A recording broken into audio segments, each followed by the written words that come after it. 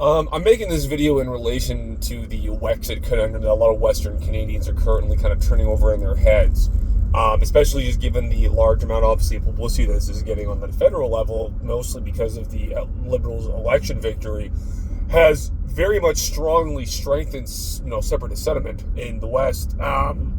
Which I wouldn't say is necessarily unsurprising. I was always under the assumption that the Conservatives winning was the worst thing that would ever happen to a Wexit movement here, because it would essentially placate any kind of actual serious separatist movements. So considering that we're now looking at an actual Liberal victory, not a majority, a minority, it needs to be discussed.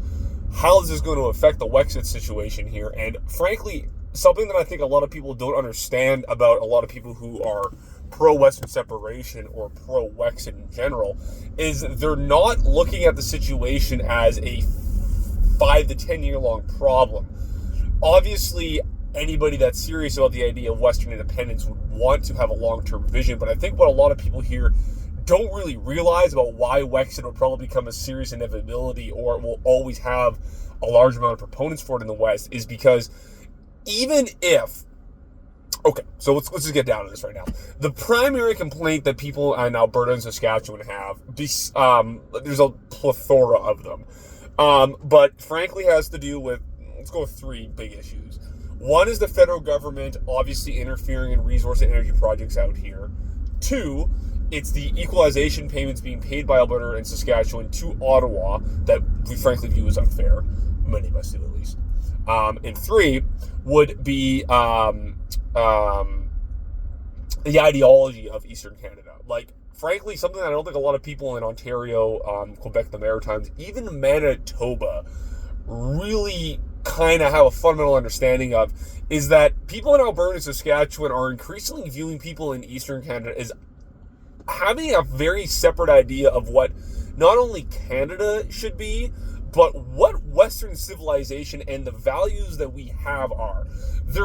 I would compare it very similarly to the rural-urban split that exists within the United States, and largely the one that exists here as well, though it's less pronounced again in Western Canada because our cities are smaller. So even a lot of urbanites here have a lot of very rural-leaning political tendencies.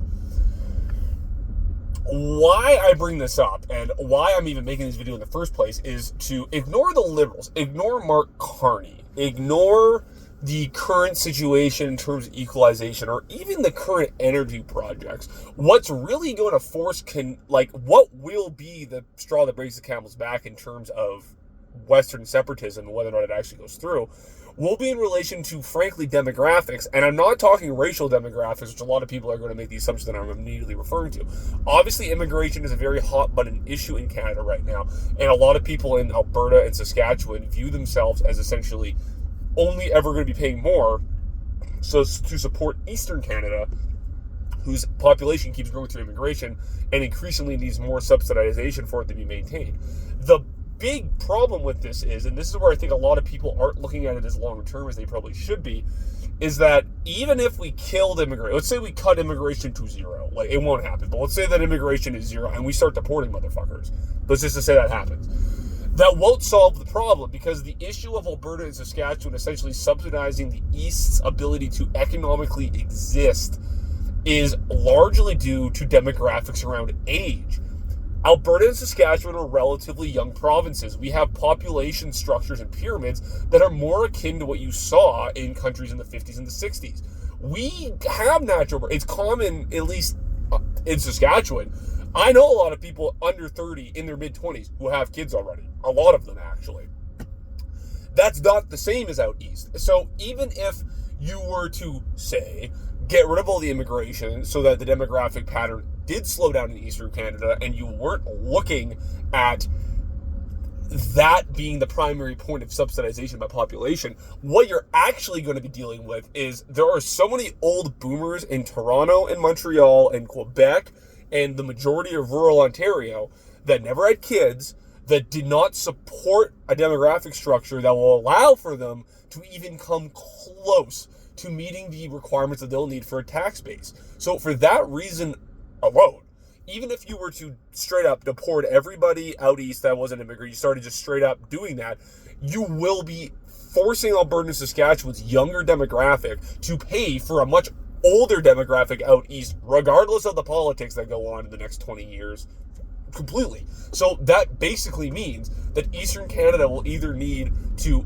A, learn to live without payments from the West, which is going to be a very contentious problem to discuss, and it already is. Like, we're already seeing it in the discourse now that not only are people in Eastern Canada, frankly, upset at the idea of Western separatism even occurring, many of them are denying that the Alberta even has a right to leave at all. Which, I'm going to just bring this up right now. If you're arguing on Twitter with somebody that's saying that there is no ability for Alberta to leave because they're not allowed to or whatever, they don't understand their own history. They don't understand the fundamental act, the Clarity Act, and how it operates, and they're just ignoring the Supreme Court's own ruling on the matter. So, ignore those people.